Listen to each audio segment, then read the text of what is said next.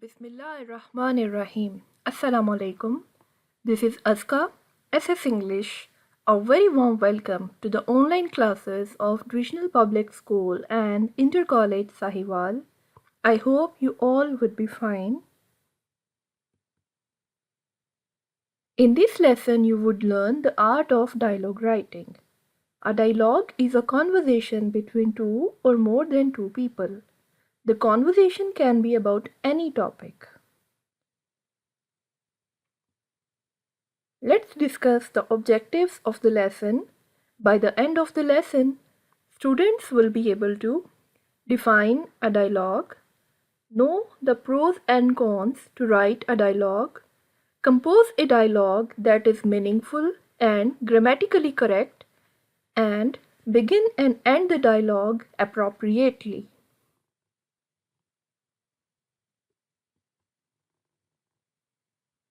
Now a question comes in the mind, why a dialogue?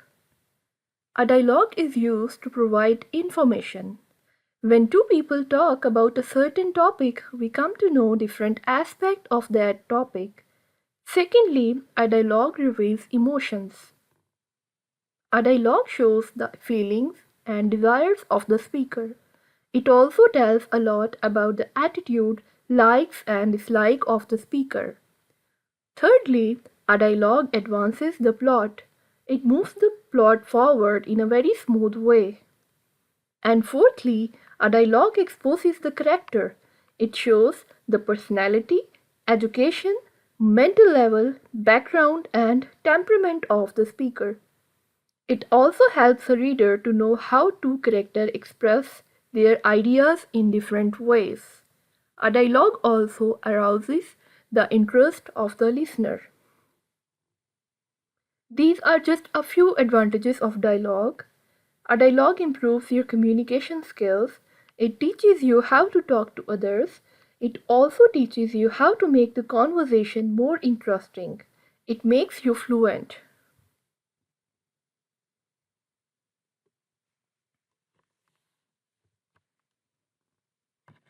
Before moving forward, I would love to share some tips with you so that you will be able to compose an up-to-the-mark dialogue.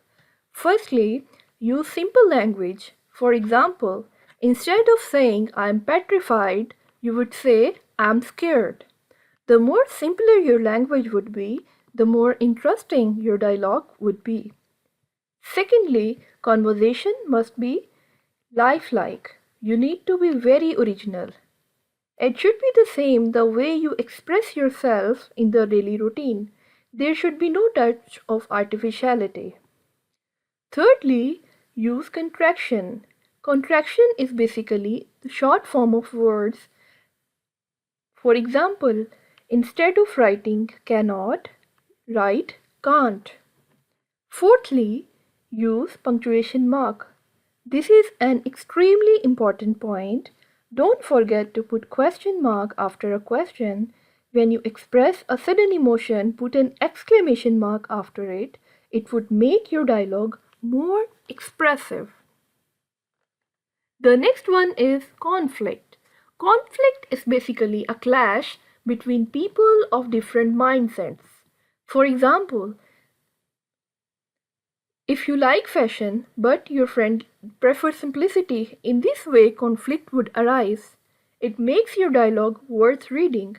The next step is a proper beginning and end. There should be a proper situation. You can be formal and informal according to the person you are talking to. Same is the case with ending. It should be gradual. You need to avoid sudden ending. The next step is humorous sentences. Funny sentences makes your dialogue more interesting.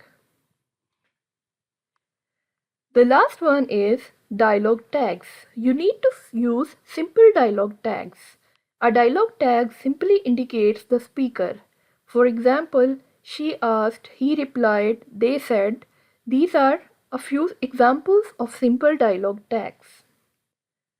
In order to compose an excellent dialogue, keep all these points in your mind.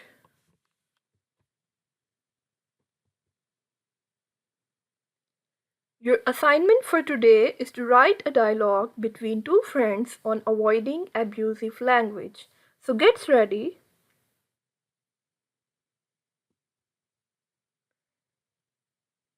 Dear students, what is abusive language? What comes to your mind when you listen to the word abusive language? Think over it. Abusive language can be any language that is harsh, insulting, wrong, or improper. Now a question comes in the mind, why should we avoid abusive language? Just think over it and share your points with me.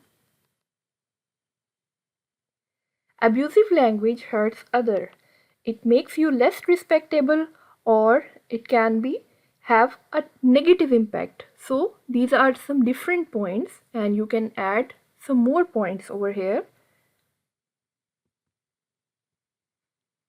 Let's start our dialogue with a situation. In order to compose a good dialogue, you must start it with an appropriate situation. The situation is that Ali and Ahmed are brothers. One day, Ali comes back from school and tells Ahmed about an argument he had with his friend Kashif. Ali proudly tells Ahmed that he insulted Kashif in the presence of all friends. This conversation is between two brothers, so it would be informal. Let's start the conversation. Ahmed, oh my god, how can you behave like this? You need to mend your ways. Ali, angrily, you are my brother, but you are taking Kashif's side. That's not fair. Ahmed, sorry to say, but you don't have any right to hurt someone's feelings. Even if you were right, you should have behaved politely. You can see that there is a proper starting of the dialogue. Ahmed seems angry with Ali because of his misbehavior with the Kashif. But Ali tries to justify his behavior, but Ahmed guides him. Ali, but he was not listening to me. Why should I behave nicely with such people?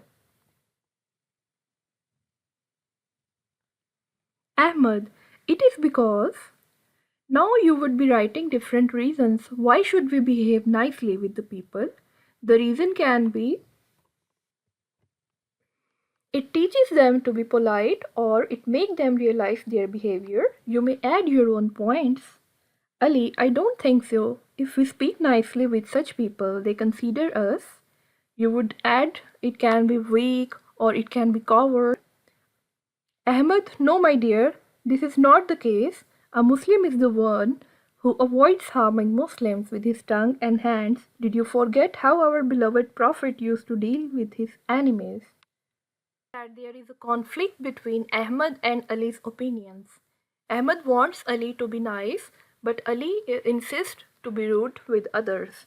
So this conflict adds beauty to your dialogue, and Ahmed tries to convince Ali with his arguments. Ali, you're right, but why should we avoid abusive language? Ahmed, it is because the reason might be people avoid you because of um abusive language, they dislike you, you become less respectful, and you would be adding your more and more points according to your mindset. Ali sadly, oh, I feel guilty now. Ahmed, make a call to Kashif and say sorry. Ali, thanks for guiding me. Dear students, you may state different reasons to avoid abusive language. You can see that I haven't ended my dialogue suddenly. It is ended gradually on a very positive note. This is the ending of dialogue. You may end your dialogue in a different way. This is just a pattern. But remember to end the dialogue gradually. Let's review this lesson. First of all, we learn what is a dialogue. We learn that it is a conversation between two or more than two people, and it is used to express ideas, emotions, opinions, or information. Secondly, I share some tips to write an excellent dialogue. I suggested to use simple language, contraction, punctuation, and lifelike conversation in a dialogue. And lastly, we discuss some points to avoid abusive language. Your assignment for today is to write a dialogue on avoiding abusive language. I have shared some points with you. You can further elaborate all these points and you can add your own points.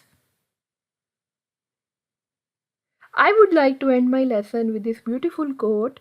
Be sure to taste your words before you spit them out. That's all from my side. It's Azka signing off. Allah Hafiz.